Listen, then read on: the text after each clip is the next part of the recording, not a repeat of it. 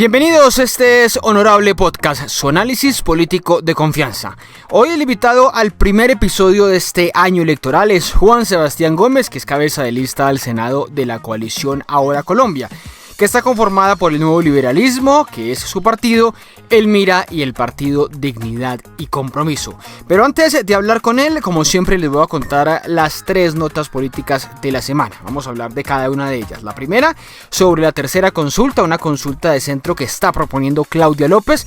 La segunda, que tiene que ver con cómo Abelardo de la Espriella le está arrebatando a Álvaro Uribe, al expresidente Uribe, su liderazgo en la derecha.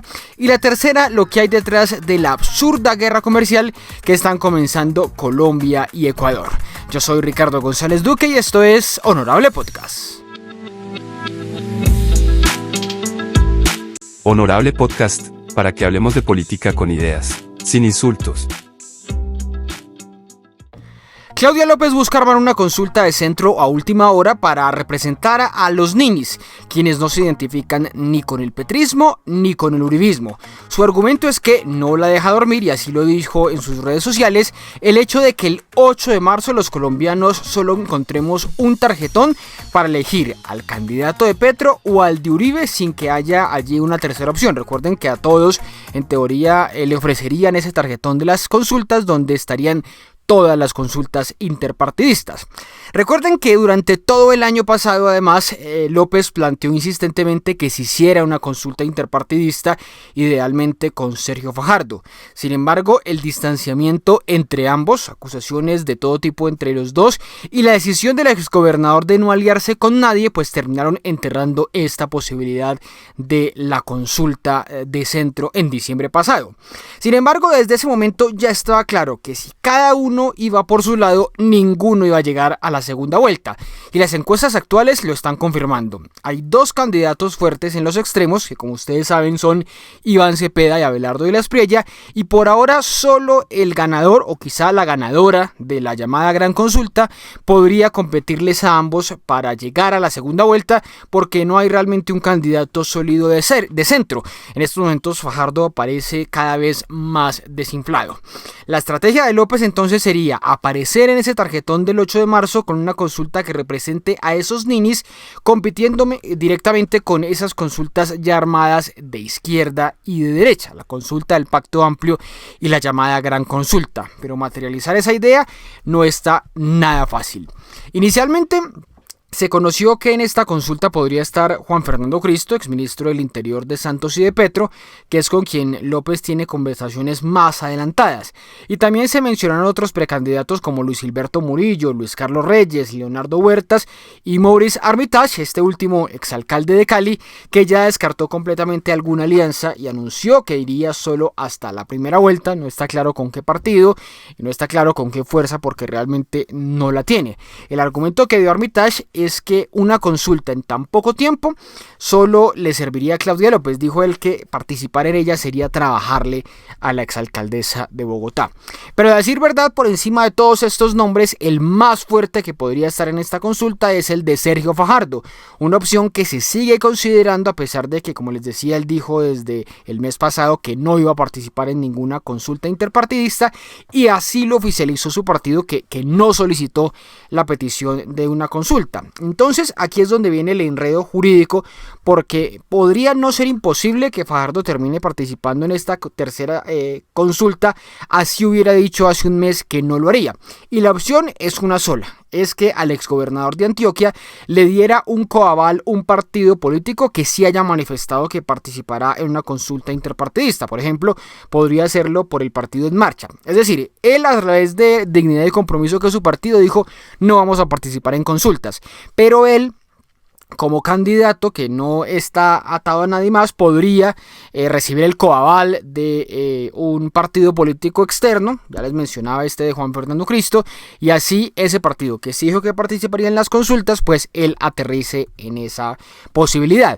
Sin embargo, toda esta mecánica electoral que les digo y que es muy jurídica, en la que están pensando Claudia López y compañía para lograr armar esa tercera consulta, pues se estrella con la posibilidad de que Fajardo vuelva a decir que no a una alianza con estos precandidatos.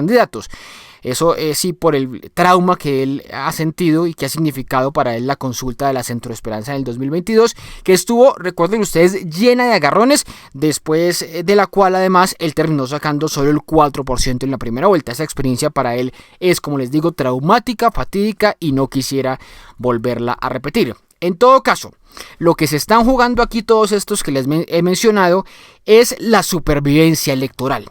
Juntos tendrían alguna posibilidad de competir por la exposición mediática y digital que obtendrían si compiten en una consulta y porque representarían unidos ese amplio sector de la sociedad que, les repito, no está con Uribe ni está con Petro, los llamados ninis de la política. Pero divididos, en cambio, así Fajardo se creía que él está muy fuerte, pues está claro que ninguno estaría cerca de pelear el paso a una segunda vuelta. El tiempo límite para saber si se materializa o no esta consulta va a ser el 6 de febrero, pero entre más días pasen para tomar esta decisión, pues es más probable que se pueda volver a repetir el escenario, el mismo descalabro de hace 4 años, cuando desde las consultas quedó desinflado y sin opciones el llamado centro político. Hablamos ahora de por qué Abelardo de la Espriella le está arrebatando al expresidente Álvaro Uribe su liderazgo en la derecha. Y es que aunque Uribe ya tiene elegida su candidata desde hace más de un mes, que es Paloma Valencia, en las encuestas ella sigue apareciendo relegada por el sombrío abogado de ultraderecha. Y la razón parecería que es muy simple, porque sea lo que sea, de la Espriella aparece o aparenta representar un cambio, una ruptura. Aunque sus propuestas sean más de lo mismo en el pasado, él ha logrado vender esta idea de que él es una especie de cambio, así sea hacia la ultraderecha.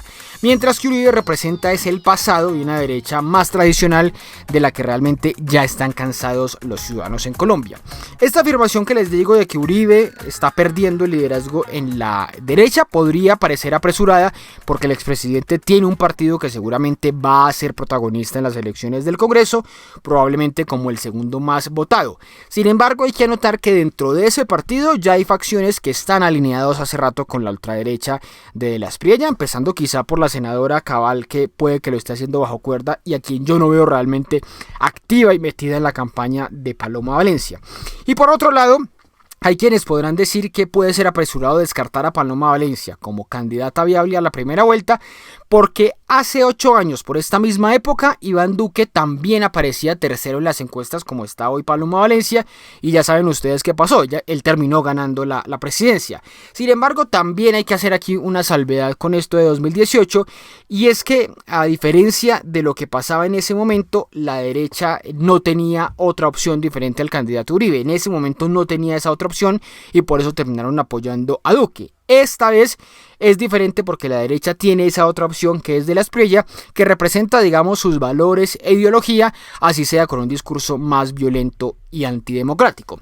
También hay que tener en cuenta que es probable que Uribe crea que ya por cuenta del mal gobierno de Duque hasta 2022 se acabaron sus posibilidades de volver a poner presidente, y recuerden, por eso no se metió en la elección de hace 4 años, y aunque ahora apoya a Paloma, pues él le sigue mandando guiños muy directos, hay que decirlo, a de la Espriella, diciendo que votaría por él si su candidata no pasa a la segunda vuelta. Todo esto hace que sea entonces bien grande un reto, o el reto que tiene el establecimiento de Colombia para cambiar esta tendencia durante estos 2 meses que vienen. ¿Cuál es la tendencia? De que elegiremos entre la extrema derecha y una izquierda quizá radical, como la ven algunos, la de Iván Cepeda. A ese establecimiento que yo lo llamo, cuando hablo del establecimiento me refiero a los gremios, a los llamados tecnócratas y a la mayoría de los medios de comunicación que simpatizan con la derecha tradicional pero se distancian de la derecha extrema. A ellos les va a tocar enfrentar y tratar de cambiar esta realidad de que la mayoría de los colombianos parece que les sigue apostando al cambio, sea el que representa el progresismo con Cepeda o el que aparenta representar o significar la ultraderecha con de la Espriella. Y le digo además a todos ustedes que es una tarea difícil porque Abelardo hoy ya ha conquistado esos antivalores y esos miedos que representa esa derecha radical y que pueden ser muy fácilmente explotados en un país como Colombia. Está probado, por ejemplo, que en el mundo candidatos como el sombrío abogado buscan sus votos, por ejemplo, en hombres con masculinidad frágil y crisis de identidad. Eso está demostrado y probado por estudios, quizá con muchos machistas enclosetados.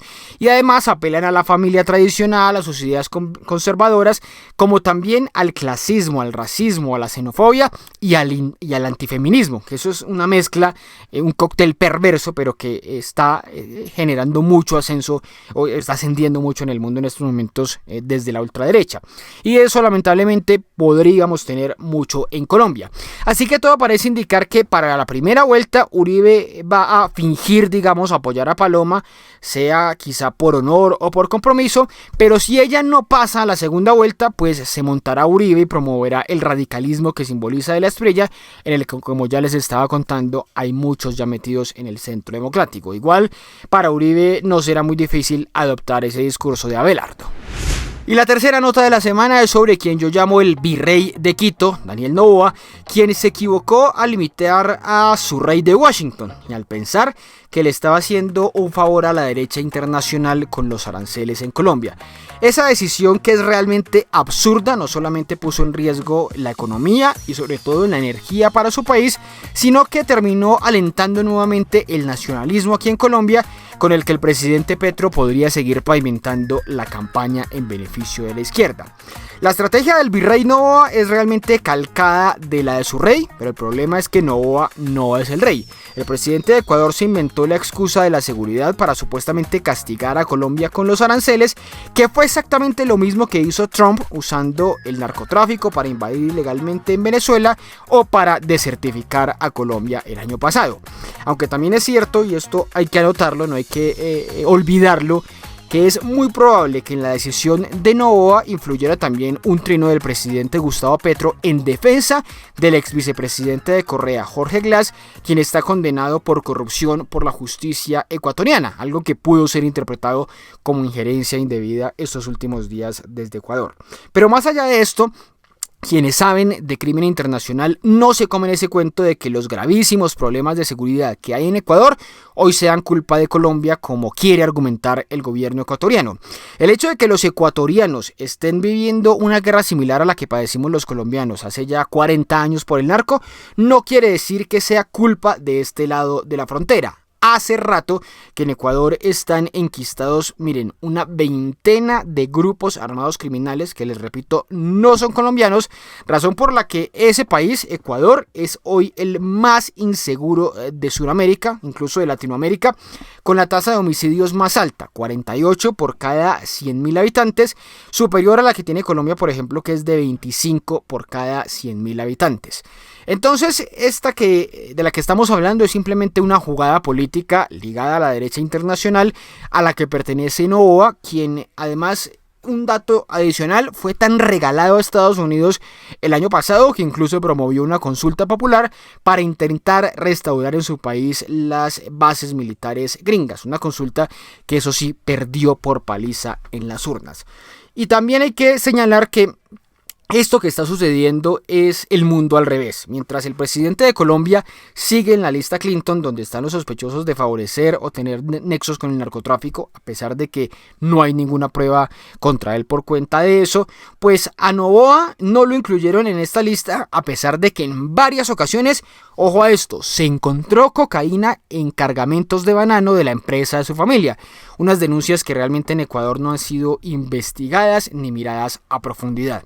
Así que frente a esta absurda jugada del virrey de Quito, por un lado está bien que Colombia decidiera cerrar su exportación de energía a Ecuador como una represalia, algo que muchos colombianos embriagados de nacionalismo están celebrando, incluso mucho que otro candidato presidencial ahí medio payaso.